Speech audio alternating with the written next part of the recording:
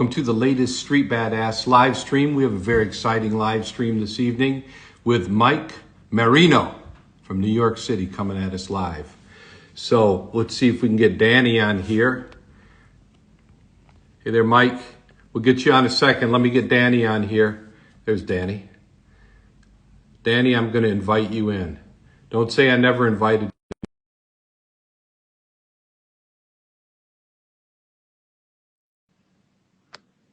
Been invited twice, Danny.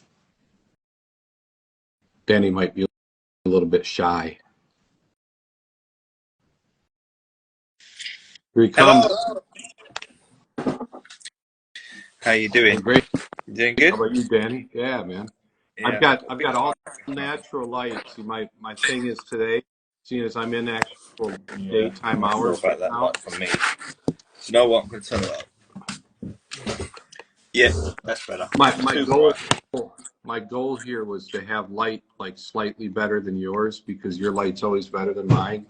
But I don't think I've got the sun. I'm in the office. Back in the office after a long time. It's the sun right here coming on me because I got daylight hours right now. Because I'm in Buenos Aires. You have. Oh, you got a bit of a delay there. Is there a delay with my speaking? Yeah. Oh no. Maybe I'll put these on. Hold on. Let's see if this helps. Are other people getting in there?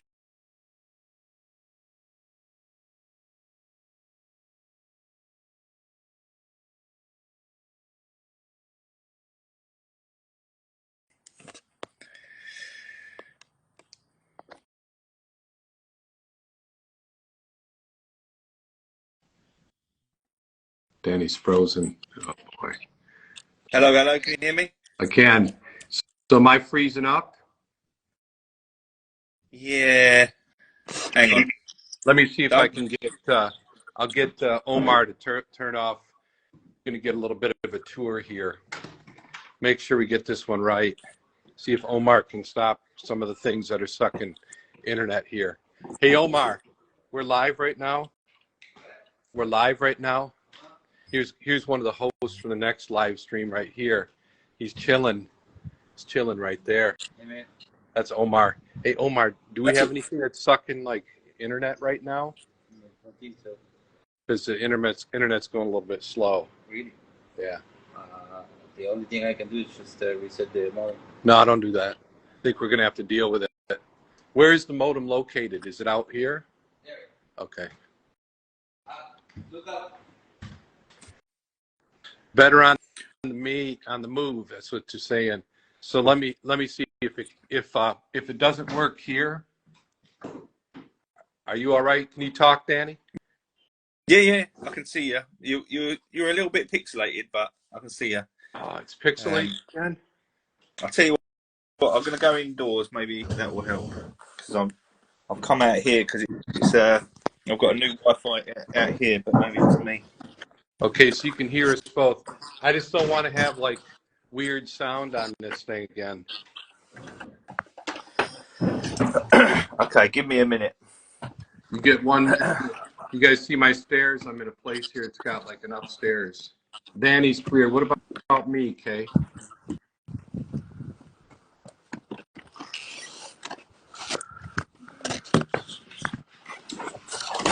I don't like this pixel. Coming up, here you are.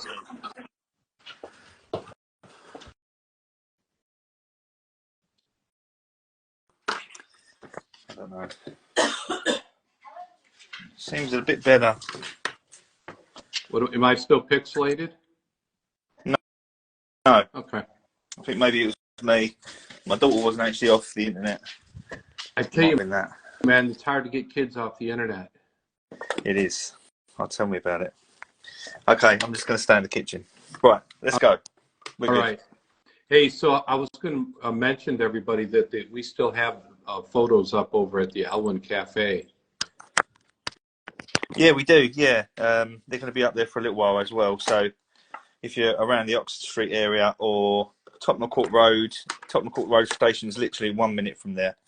So yeah, if you're about, go and take a look. Let me just move over to the.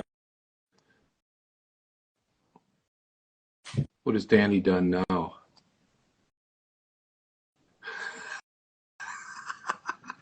Danny.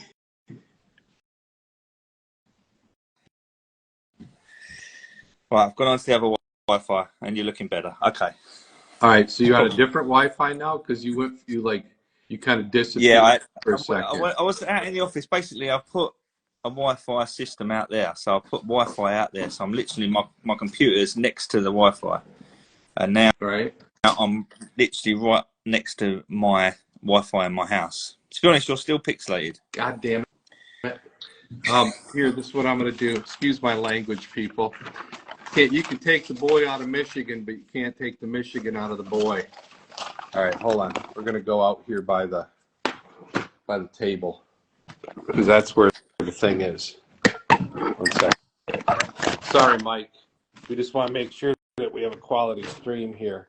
Hope I don't drop this frickin' tablet.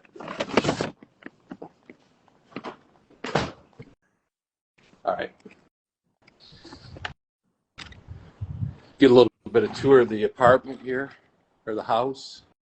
We're going to have some cat action maybe here. We got some cats. Watch out, kitty. All right.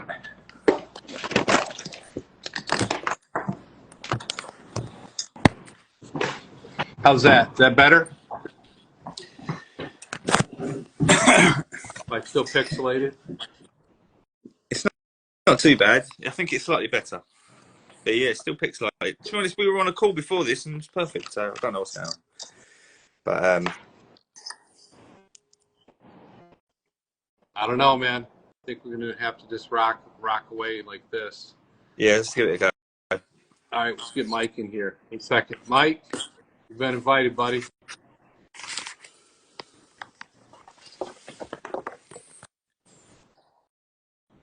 What do you say, Mike? Welcome.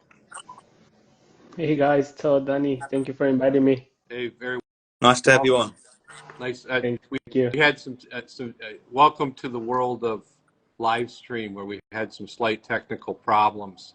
So I guess it's worth mentioning that we're doing like a 3-continent call here, or 3-continent live stream, because we got somebody in New York City, we got somebody on the outskirts of London, and then I'm down in Buenos Aires. So I guess we can't complain about technology too much, right? Yeah, that's it. Yeah, no, it is what it is. You've got much clearer, to be honest, since Mike's come on, so that's better. The only thing I've got is I can't see any of the questions, so that's the only thing. So, but yeah, should we start how we normally start? Todd, do you want to do the honors? So Mike, it's a pleasure to have you on. I've been following you for a while on Instagram, and what we typically like to do when we have somebody come on the live stream is ask you about the first time that you had a camera. What was that like? What was the first time that you had a camera in your hands? Was it off to the races then, or was it kind of you look at a camera and then you picked it up later? How'd that go? Actually, yeah, it happened a long time ago. When I moved to New York City, I lived with my uncle and my cousin, and my cousin was into photography. He was actually studying photography, so he gave me one of his cameras one time. Back then, I didn't know anything about it, so I had it for probably 1 year maybe. I went back to Mexico. I grew up in Mexico City. So I went back there and just gave it to my siblings there, and never had a camera until like 3 years ago when I picked up another one. But back then I took a few pictures. I think I liked it. I was just following what my cousin was doing. He was in school at the moment, so he had me actually a few times as a project where he was taking pictures with light on one side of me with the room dark. He took me outside to take a few test pictures as well. So just being through his process and learning a little bit kind of got me into it as well. That's Later on. interesting. So do you think that being in New York City was something that kind of made you want to be back into photography? Do you think the city had something to do with it? Definitely, definitely. The views, anything that you get here in the city is just very attractive. And also for me, it started that I went back to photography because I have a full-time job. So, you get into the routine of waking up, going to work, and then do it again the next day. And so I needed to find something. So that's when I thought, okay, let's grab a camera again. I live in a beautiful city, New York City. What can go wrong, right? And then started going out again and actually now enjoying the city as it is. You mentioned the city just there. What is it about New York City that lends itself to sort of a black and white sort of photograph? I know you do color as well, but lots of your photographs are black and white. I recently switched to black and white last year.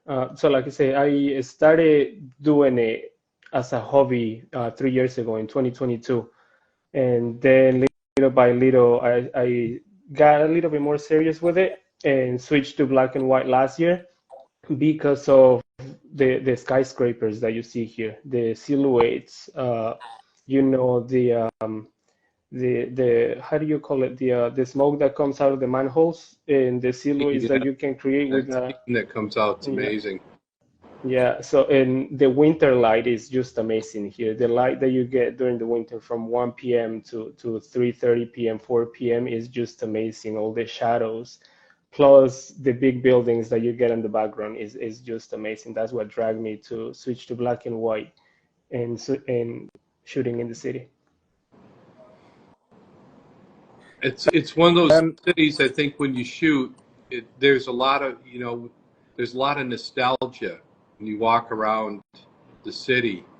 Does nostalgia play a lot in the scenes that you pick to shoot? Uh, Yes, and I will say yes because before I grabbed the camera, I said it. Before I bought the camera, I was doing a research on what am I gonna do with the camera, what kind of photography is out there. Street photography is better for me because I needed an excuse to get out of the house rather than just coming to my house and go to work. So shooting street photography is a good excuse. And then I started looking on the internet and looking at all these beautiful pictures from the 70s, from the 60s, in the subways and how the city has changed a lot. So that dragged me to actually start shooting to see probably in 10, 20 years how the city has changed.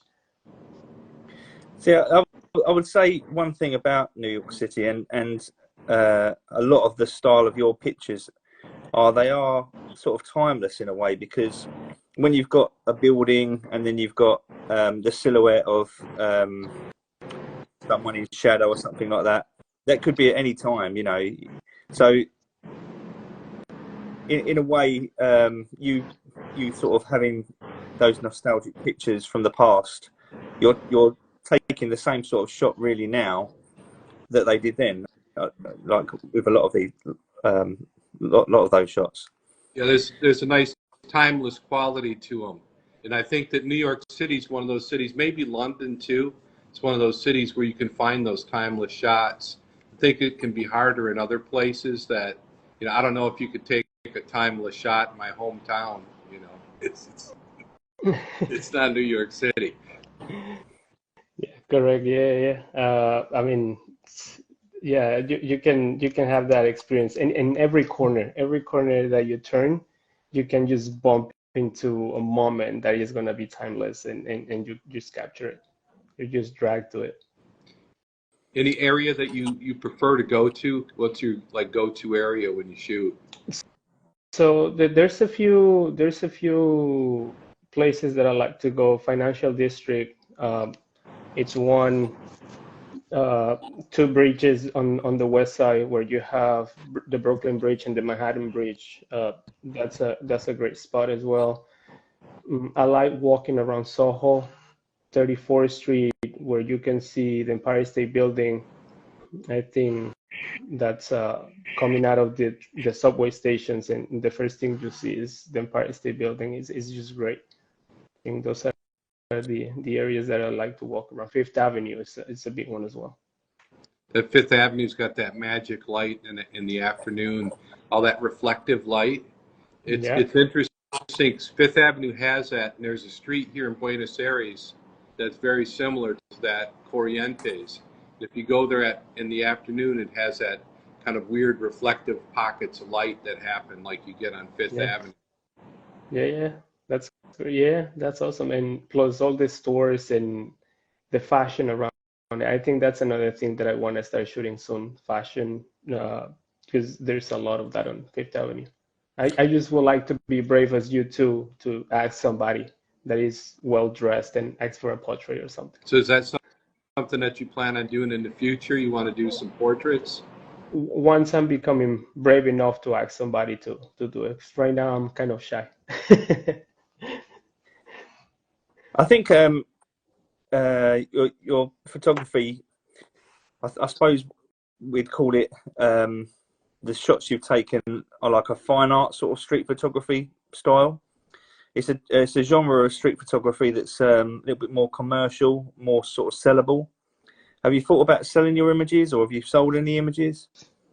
I haven't sold any. I haven't printed any of my pictures either, but that's something that I would like to do later on. Like I said, I started this as a hobby, just to get out of my job. I work at a soccer club here in New York City. I know it's big in Argentina, Todd, in England as well. Yeah. So I'm into that world. I grew up in Mexico City, where it's also big. So I grew up playing, and that's what I do for a living. That's another one of my passions, and they're hand to hand right now with photography. So later on, I don't see why not. I saw my pictures, and I would love to see them hanging in somebody's house, in somebody, I don't know. It's something that I would love to do. A lot of people have told me that I should do it. I should print it so that I can see it, and probably that will get me to print more and put them for sale. Well, I must say, a lot of your pictures, when I was going through them, they are the sort of pictures that definitely would sell. There's about 5 that I saw there that, you know, you'd see them in shops. I would imagine in New York quite a bit. Then that style of shot. So I don't think you'll have any trouble selling some shots. Also, but I wondered, when you were saying you work at a soccer club, what do you do for the soccer club? I am one of the directors at the club. I started as a just recreational coach, and I made my way up to now being one of the directors there.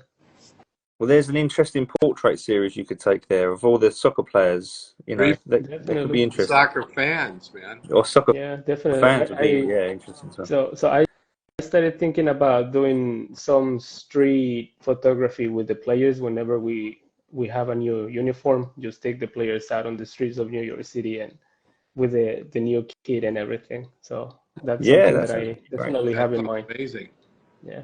Every once in a while I get into, there's a local team here, Hurricane, and every once in a while I'll get into the Hurricane. I get a press pass there. Daniela Spina hooks me up. Part of the deal is I have to support Hurricane for the rest of my life now, but that's fair.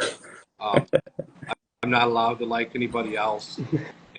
But going to the soccer match here with the camera and everything was a real experience. It's one of the funnest times I've ever had with a camera, because everybody's going crazy. And if you ever get a chance, man, I've got to tell you, it's like so much fun to take pictures of people at a soccer match. I almost got to become the West Ham photographer for their kits. It was I had the conversation on a Zoom call and everything, because they're my team. So that was going to be like a big deal, and I was going to get to shoot all the players and everything like that. And it never happened.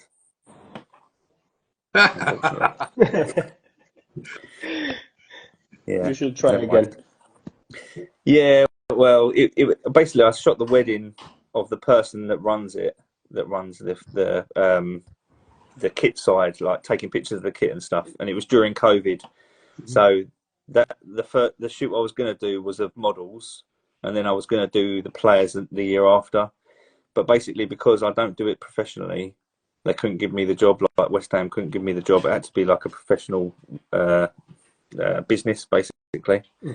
But I could have done it if I had I should have maybe made a business like that night or something. But yeah, never did. Never mind. That's enough about me. I noticed you like to play with blur. What technique do you use to achieve this? So when I started my black and white photography and all that stuff, and I had to learn from the beginning. So when I got the camera and I started looking on the internet, everybody was saying you gotta shoot manual. So I had to start learning on how to do it. My first shots were probably blurry, and before I found what I wanted to do, so I got into a lot of trouble with the camera until I found that you can do a lot of good photography with the slow shutter, with the slow shutter speed. So I was so dragged into it as well, black and white shadows and especially abstract photography. So what I used is any kind. I like panning. I like to do effects like the zoom effect. I have a 24 to 70 millimeter lens, so I play around with that effect a lot. I zoom out all the way. I set my shutter speed at like 30 to 15, 1/30 and all that. And as I shoot, I just drag the zoom back in just to get that effect as you're getting closer, you're getting far away. I like doing that a lot. But panning, while I'm walking on the street, I purposely set the shutter speed at 30, sometimes at 1/15. And as I'm walking, especially when it's raining and I see somebody with an umbrella, I just like to walk past that person and shoot as fast as I can so that you can see how everything is just dragging. No, it's really effective. I like it.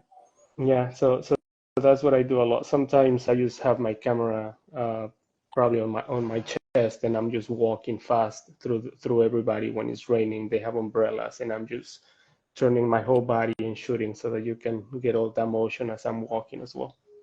You're shooting that Sony. Is that waterproof?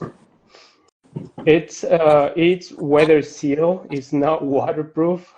So yes, I do have an umbrella as well with me when it's raining, or I put it inside a bag and I'm shooting with that. But it's I wouldn't say it's waterproof, but so far I hadn't had any problems with it. That's good news, because that always stresses me out. I know that that Danny actually had a camera that he lost because of water. Yeah. Bad memories, really, because that was Bringing quite an that expensive up, camera. Yeah, it was my main camera, and Really? yeah, and literally as well. It was. I just went out. We went out for the day to Greenwich, which is quite a nice place down the road from us, and it was pouring, and I don't know why I bothered. I mean, I think what was I going to get? I wasn't going to get anything, and I didn't get any shots at all, and I ruined the camera. So that was it. Yeah, completely done. Yeah, but that led me to get a slightly better camera, I suppose, afterwards. So there's always good things that come from it. No, this camera is pretty good. I actually, now that you mention it, I just remember this. I went to the Thanksgiving parade they do here in New York City. It's a big event, and it was pouring all morning. It was pouring, so I just put my camera in a Ziploc bag, and my lens was so wet. The part of the body of the camera was also wet. I was kind of scared, but nothing happened to it because I was there for probably 2 to 3 hours in the rain. The rain never stopped. I was my wife was holding an umbrella so that I can take pictures and all that. And for moments, I was like, no, I need to move so that I can take better pictures. And I just took the risk. But So let me just check this. I still have the So camera. your wife had the umbrella, and it wasn't over her head; it was over your camera. Well, it was over her head and Oh, kind of my okay. camera sometimes. Yeah. It was good to have an assistant in that instance. So that was the parade, the Thanksgiving parade that you were at. Correct. Yeah. Mm-hmm. Yeah. That parade is nuts. That had to be a lot of fun to shoot. It was, yeah, it is. This is my second year doing it. I did it last year. I did it this time again. Last year I shot in color, and I don't think it was as good as I thought it would be. This year I took the risk to do it black and white, even though the balloons and everything are color, and they came out great. I had a few good pictures Did you get down besides the to rain. Central Park where they kind of blow them up? Uh, I didn't go this time. They do it the day before the parade. They have it. Yeah, yeah, but I didn't go this time It's nuts to see it. when you see those because they're so big. Those balloons, you can't, or those Hmm. floats or whatever they're called. When you see them down there, it's just crazy to see. You're like, what? Big Yeah. Snoopies and Ronald McDonald and everything. Yeah, I was going to I've ask seen a few you. shots. What's that? I've seen a few shots that people have done in the actual buildings, and you can just see sort of Snoopy's nose Right. going past and stuff like that. Pretty cool. Yeah. I know what picture you're talking about. Yeah, that picture is Yeah. amazing. Hey, so New York City is a great city for street photography. Now, since you started doing street photography, have you gone back to Mexico City? Because I understand that Mexico City is a great city for street photography as well. Yeah. So when I grew up there, I was born here in the U.S. in the Bronx in New York. Grew up in Mexico probably from when I was 12 until 18, and I didn't know how big street photography was in Mexico until I got into street photography again, and I started meeting some people from through Instagram. A lot of people that do street photography there, and now I know that it's huge. So yeah, one day I'm planning to go back there and shoot. Yeah, that's one place that I've never been to that I'd really like to go to. I think that it'd be fun because you guys have over in Mexico City, there's like a really amazing like subway system, and I think Correct? that Yeah. really interesting to shoot. And then that big plaza, I think Hmm. that plaza is one of the biggest in the world. That looks like really amazing to shoot in that area too. Yeah. Is Yeah. the Day of the Dead festival there as well? Like the big festivals? There's a lot of big festivals as well. Yeah, the Day of the Dead it's a big one. That's one that I'm dying to go to and shoot. But uh, I have because of my job, I have to pick the time where I can go when I can go. But hopefully one day I can go to that one. That's a big one. Christmas I was is going to ask also you. big. I was going to ask you. Many photographers, as well as yourself, um, are promoting their work with reels as well as photos. Hmm. Uh, I notice you're on TikTok and on Instagram reels. What can you recommend to people that haven't done one before? What have you sort of learned makes a good reel? What makes a good reel? If they wanna promote their pictures now, I think, I mean, and from what I've learned, because I've done also my research, uh, I think a lot of behind the scenes is what is growing right now. People wanna see your probably your camera settings, the spots that you're picking, the angle that you're shooting at, and when are you shooting that? What's the subject that you're focusing on when you're shooting the picture? I think that's what people want to see. That gets them dragged into your work, and then they can actually look at your pictures after. So That's terms of interesting. reels, that's what people want to see now. Yeah, I've shared quite a few of those reels because I think that you're particularly good at them, and they come off very interesting. Sometimes the reels aren't so interesting, but yours always seem to be pretty good. Thank you. Yeah, I mean, like I say, I use Realize because before I used to do a collage of all my pictures, you know. I don't think people want to see the pictures as on a reel when they can just go through your pictures on your Instagram. When you upload a reel, they want to see the work behind your pictures.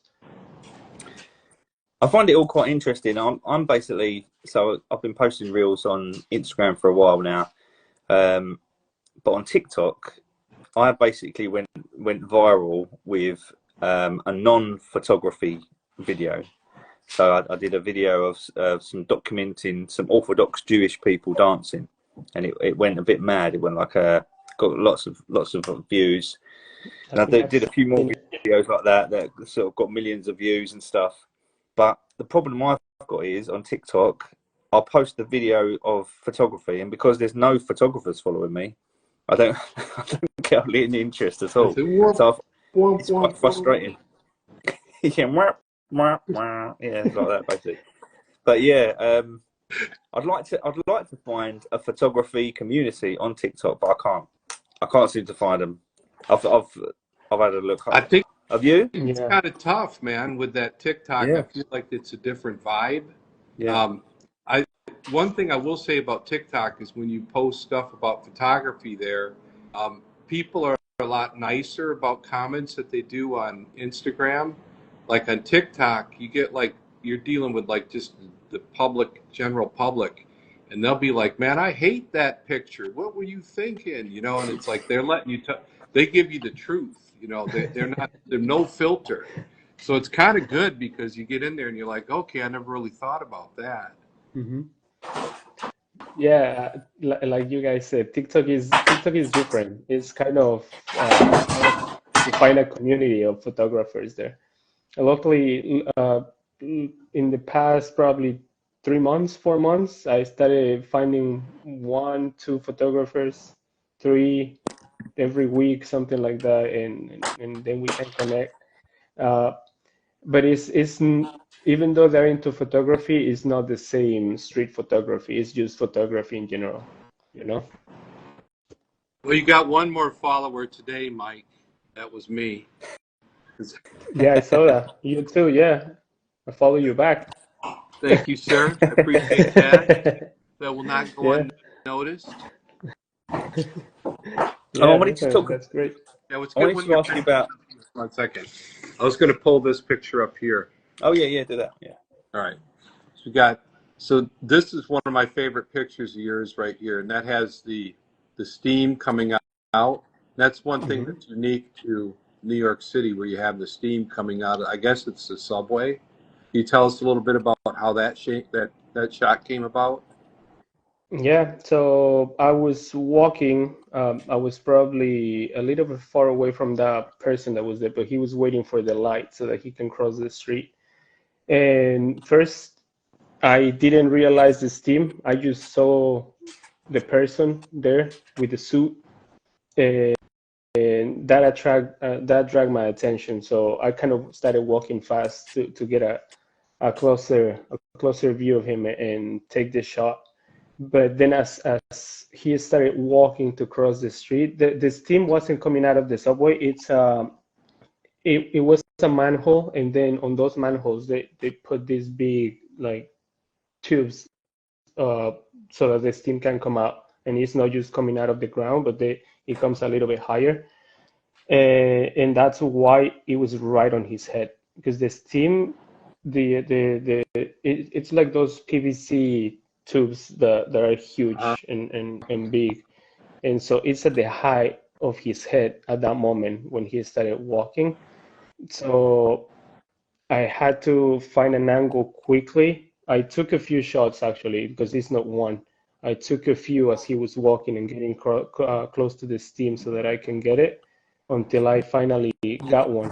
At the moment, I didn't know that I got it right, because like I said, I was just walking and taking a bunch as he was walking.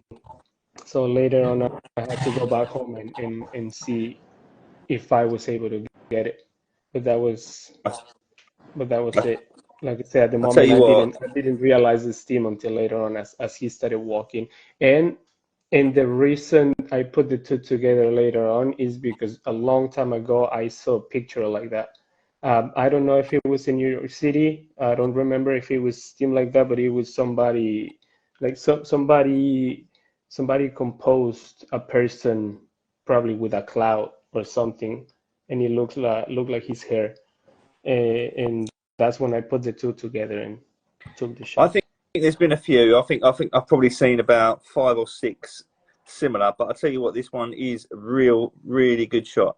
It's the perspective really works from the low down. I think have you got lower? Did you get quite low? It looks like you got quite low. I put the camera lower since Yeah, I can flip the screen and everything. I can just put it down and I like yeah. the So that guy's works really well. stride too. His stride is really good. Like you see how that yeah. stride. You got a way of catching the stride of these people. That's Hmm. that's pretty because you always kind of catch them like with the legs all the way out, almost like they're floating. I'll tell you Yeah, yeah. honestly, if you were to put this, if you were to have like this photograph with a few others on a stall in New York City, this would sell easy, easy. People would have that on their wall, definitely. Yeah, I So think I need to find somebody like you with the expertise that can tell me which ones. well, I think that what you one's got to do definitely. right what you got to do right now, Mike, is you got to have Danny buy that from you now because he's a big Right? talker. Danny, Yeah. he'll put that in the mail for you. They got mail that goes from New York City to London, so we'll If get I could that. have like this, a free one, yeah, I'll just have this free one. And Hold then on a second. Hold on a second. You said that you were gonna, somebody was gonna pay for that. We don't. It doesn't have to be a fortune, but I think we were talking about pay now. So I maybe think, we'll work the deal out after the live stream. But yeah, I think there was a mention of me helping him like say which ones, you know. Yeah, no, that Yeah, that shot would be nice. is a sellable shot by easy, and it's a nice shot as well, especially big on your wall. That look really good, and people will love Yeah. it because although like I've seen a few shots with smoke coming out of someone's head, the average person on the street wouldn't have seen that. So to them, that's like, whoa, look at that, amazing. Mhm. So yeah, I think that's a winner definitely. And trust me, I've been like probably last week I was on Fifth Avenue and 59th Street, and there was smoke coming out as well of the manholes. And I tried to take another picture, but people now this time were passing by pretty quick that I couldn't. So that one is the one so far that I've been able to take. That's sometimes the way though. Sometimes you'll remember a shot, you'll go back to the same location, and you'll realise how lucky you were at that moment. I Hmm. remember I've got a shot of St Paul's Cathedral, and it just rained, and there was a reflection on the pavement, and it was perfect reflection. So the light must have been perfect, and the amount of water must have been perfect. And I just got this sort of reflection of St Paul's on the puddle in front of it, and it was sort of the size of the puddle was the same as the sort of the actual St Paul's. Anyway, it came out quite nice, and I've been back about 3 times to try and take that shot after rain. No, Right. nowhere near the same. So Hmm. yeah, it is. You get them lucky breaks, and that was yeah. You made the most of it. Yeah, yeah, I feel lucky with that picture. hey, let's talk about this one right here, Mike. 'Cause I know that you wanted to talk about this photo. So tell us about Oh this one. yeah, yeah. That's a really personal picture that I like. On that shot, I was coming out of. I went with my wife to eat, and we were going on our way back home to take the subway. And this person saw me with the camera, and he's like, "Hey, can you take a picture of my coin?" And I'm like, "Yeah, of course I can take a picture of your coin." And he asked, "What side do you want, the heads or the tails?" And I'm like, "Let's take both." So I took the picture with his big smile, and later on, what made it very personal is I shared it with some friends at work because I was doing a presentation about power, the power that somebody has, and what can you do with it, and all that stuff. And so I was talking about how at that moment I had the power to say whatever I wanted with that picture, and I choose to portray him as a a happy person despite of anything that you can see on the picture. I mean, he's a homeless person, and at that moment he was just really happy that I took his picture with this coin. And then one of my coworkers pointed out the Burger King logo in the back that is blocked by him and only says King. That at that moment he was probably feeling the king because he was holding his coin, and I was able to take his picture.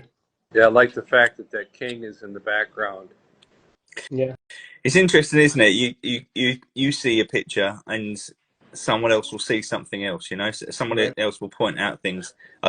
You still get that sometimes with pictures that have been around for years, like a picture that I'll post, and I've posted it about 5 times, you know, over the years, and then someone will mention something that I never even thought about, you know. But yeah, that does make it much more interesting. I also think his hair and the bushes sort of blend a little bit. That makes it quite interesting as well. Yeah. Yeah, I like it. But for you, obviously, it's a memory as well. Was this one of the first times you sort of had someone come up to you and ask you to have a picture? It was probably one of the few that I had. To be honest, I hadn't had moments where somebody asked me for pictures. Probably less than 7, I will say. But he was one of the first ones, probably the second or third that I remember. But that was an interaction that I will never forget. You know. So how was that compared to like the shot? Now, when you got the shot with the steam, with the head, that was a cool feeling. I'd imagine once because you felt. I think when you get a shot, you kind of know that you nailed it when you nail it. How was it different when you were dealing with a person, interacting with a person from that feeling with the smoke shot? I think the steam shot or smoke, it was like a good achievement of that day because that was probably when I was walking. It was probably the end of the walk, and I'm always with my wife. She's always with me when I'm taking pictures. So we were walking back, and I saw that, and it was like, yes, this is the one. But just to have an interaction, a personal interaction with somebody, when you talk, when you see that person smile and happy because you took the his picture, is just a different feeling. It personally feels different. You know, it's I don't know how to explain it. One is like, yes, I got a good shot today. It's a feeling of going out for a walk and getting a good shot. But the other one is just to make somebody smile. I think that's how I will put it. That I made somebody happy with that shot. That's a good way of looking at it because it's better than making them pissed off. That's for sure. Because Yeah. I get that every once in a while. I was going to ask you about this time of year. So this time of year, a lot of people, they're sort of hiding away. They don't feel like there's anything to shoot because it's raining or it's snowing or it's, you know, not very nice weather. But I know you quite revel in it. You like taking pictures of the winter time, especially where you are in New York City. What is it you love about shooting in the winter? And also, what can you recommend for people that do get that sort of photographer's block as such? I mean, like I said, going out in the winter between 1 and 3, 4 p.m. in New York City, the light is really low. Like the sun starts setting probably like 2, 3 p.m., something like that. So the light that you get is amazing. You get shadows. Plus, you see people wearing big jackets. If it's raining or if it's snowing, they have these big umbrellas, and that's what I love about. That's what triggers me, to be honest, to take the picture. You know, people with umbrellas when it's raining, when it's pouring, it looks cold. The weather doesn't look good enough, and I'm out there in the rain. I don't care. You're shooting, uh, but it forces me to find probably everything that's going on with the light, all the shadows that you can create. When I'm on my way to work, I only shoot on the weekends, but when I'm on my way to work, I'm like picturing, oh, this is a good spot at this time because of this. Look at all this shadow that's coming out in between created by the light coming out of those two buildings over there. I think it's just about forcing yourself to go out, probably for a walk first, so that you can see it, so you can see what's going on. And like I said at the beginning, uh, the city gives you the perfect background. Anywhere you turn, any corner you turn, you can see a good background. Now, if it's summer, if it's winter, it's going to be up to you. But shooting in the winter, when it's cold, when it's raining, when it's snowing, you're going to get very good perspectives and shots. So I don't see why not going out and shoot. I think also if you shoot in the wintertime, it's more challenging in a way.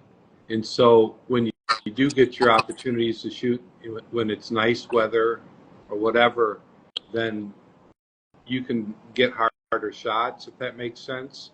Because if you're shooting in challenging conditions, when the conditions are right, then you can kind of get the ones you want, you know. Yeah, it makes it easier. I think so, yeah. You mentioned something there. You said that you sometimes see shots on the way to work. Have you ever thought about taking your camera with you? So you've always I do take it sometimes.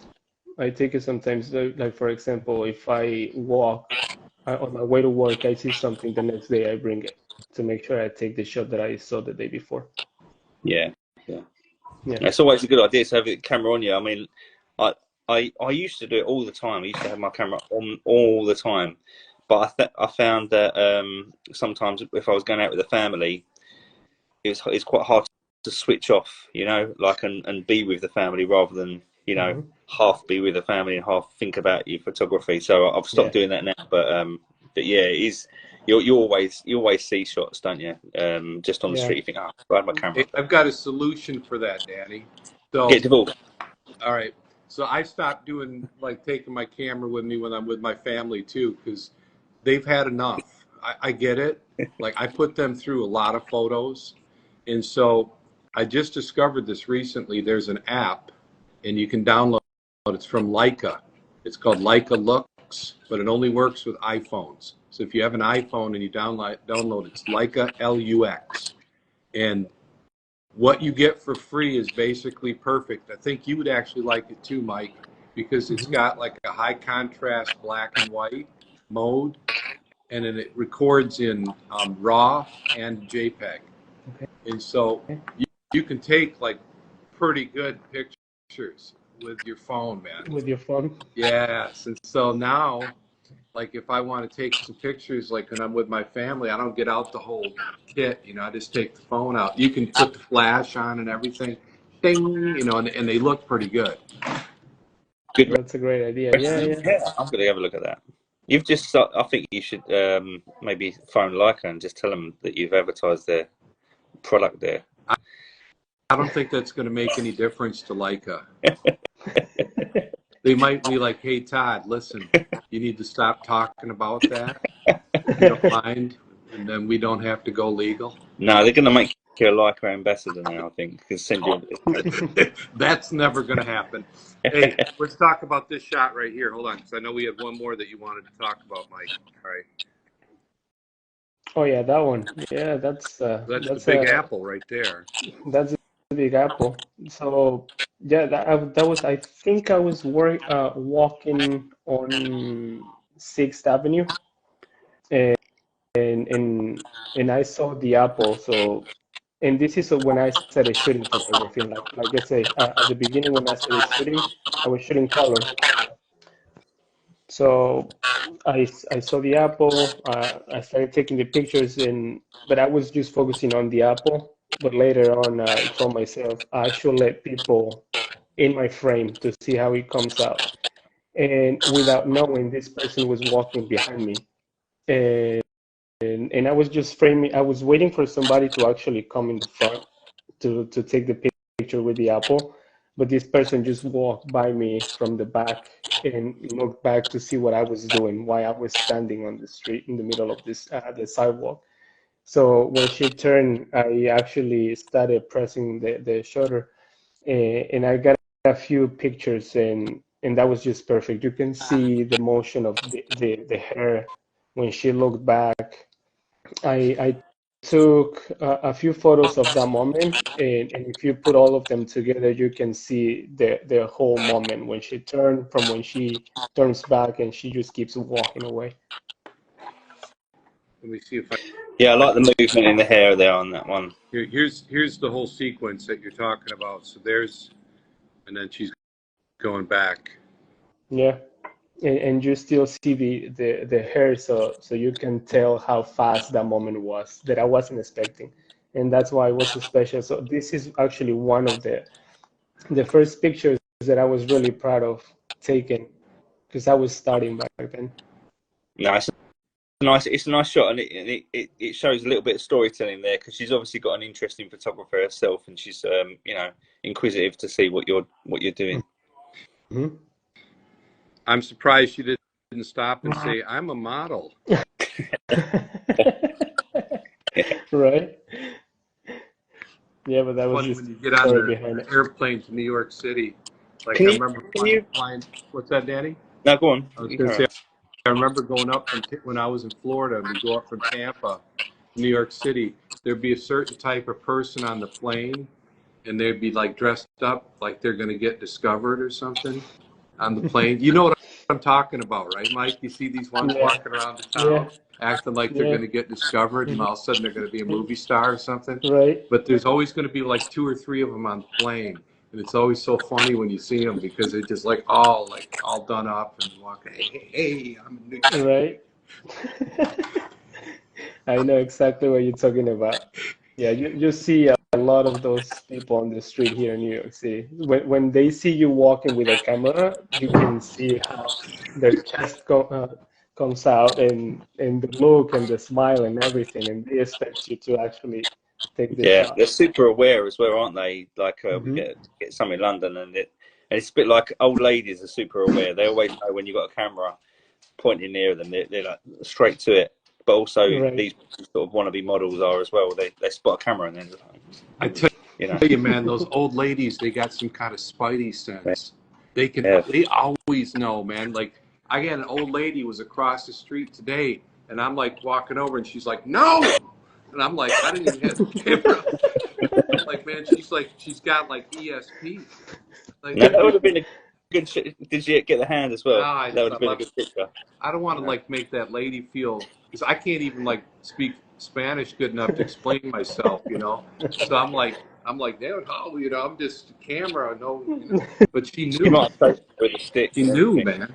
She had some kind of like force, like yeah, she picked it up. Yeah, they do yeah. know. Hey, we got a question They, here for you. Do you prefer candids or to approach people? What do you think, Mike? for me, I don't approach people.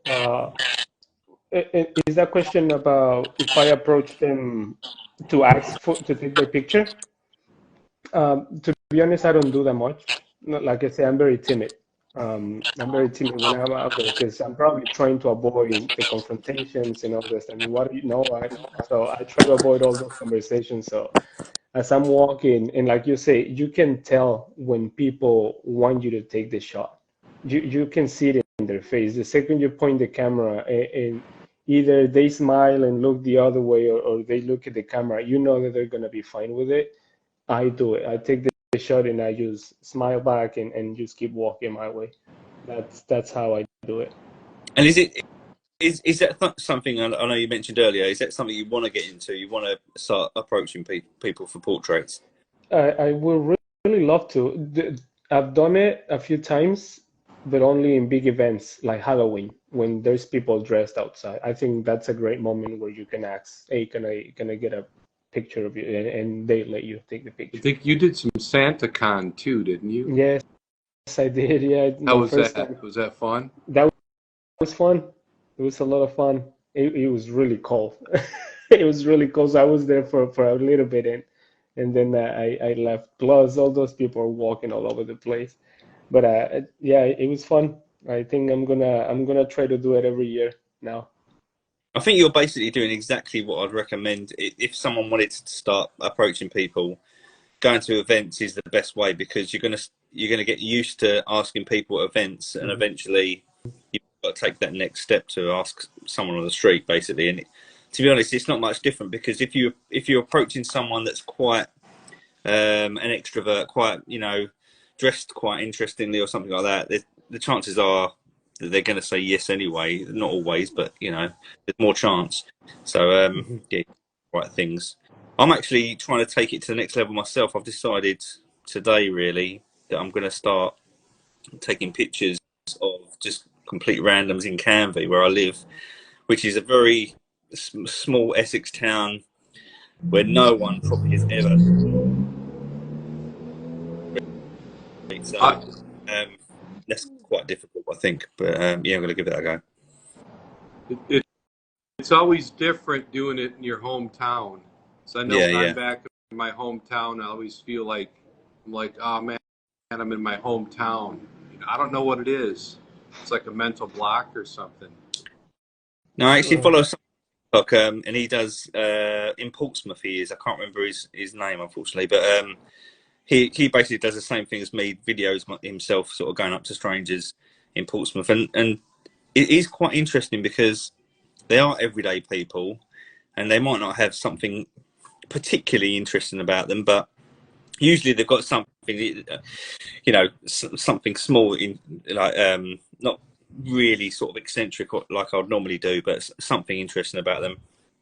And actually, the shots. You know, the funny thing is, Danny, though, is when you ask those guys, a lot of times they'll just like tell you.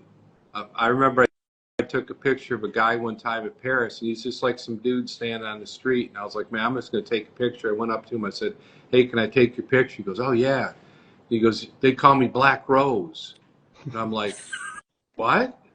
I'm like, okay. And I thought, like, you know, I'm like, why they call you Black? And then, of course, I asked him, why they call you Black Rose?